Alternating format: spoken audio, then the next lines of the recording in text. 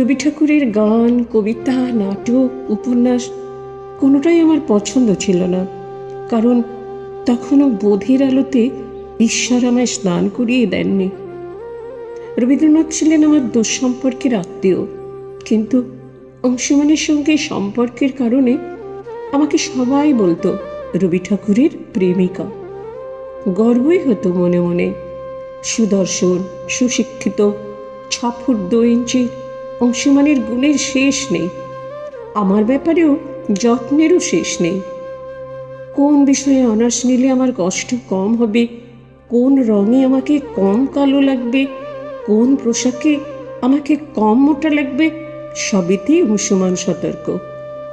যেহেতু অংশুমানের মতো ছেলের বাগদত্তা এই অতি নগণ্য আমি, যেহেতু তাকে নিজের করে পাওয়া বামনের হাতে চাঁদ পাওয়ার মতো সৌভাগ্যের, তাই আমি তার প্রতিটি নির্দেশ মেনে চলতাম অক্ষরে অক্ষরে।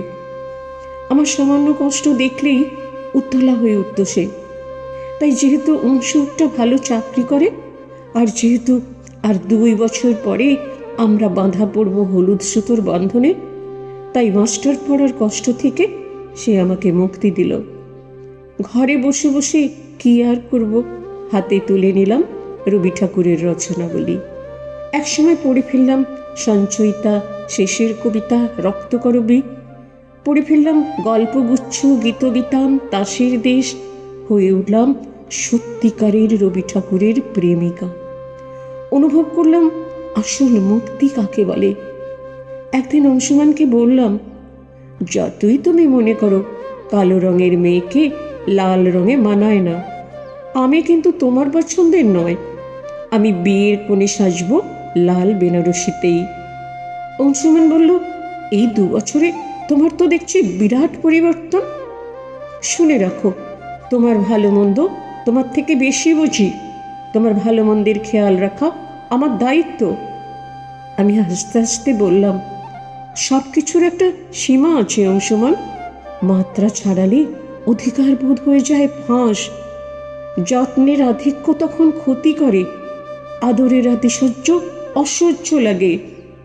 আরও কিছু উত্তর প্রত্যুত্তরের পর অংশুমান ক্রুদ্ধ হলো। সম্মান পেয়েও রাখতে শিখলে না। বাড়িতে জানিয়ে দিও এই সম্পর্কের এখানেই শেষ। আমি বললাম, আমিও তাই চাই। পুতুল নাচের পুতুলের কোনো সম্মান থাকে না।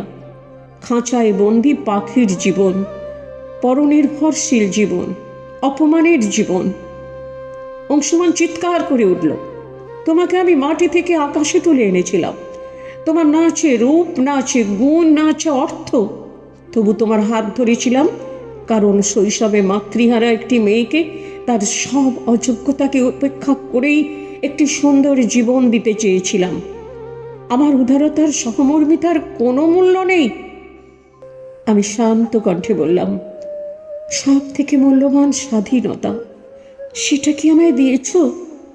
দাওনি, দেবেও না কোনো দিন। অংশুমান, সহমর্মিতা নয় ভালোবাসা, সমমর্মিতা চায়। অনুসরণ নয় ভালোবাসা, অনুরণন চায়।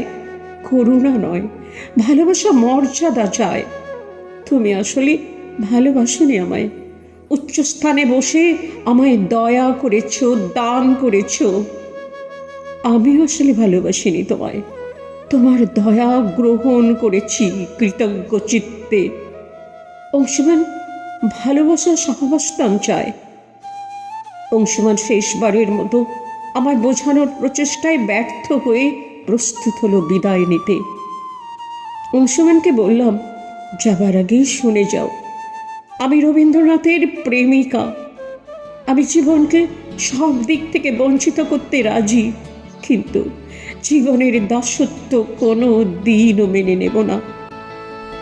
অংশুমান, ভালোবাসার অর্থ দাসখত লিখে দেওয়া নয়, তাই তোমাকে দাসখত লিখে দিতে পারলাম না। পারলে আমায় ক্ষমা করো।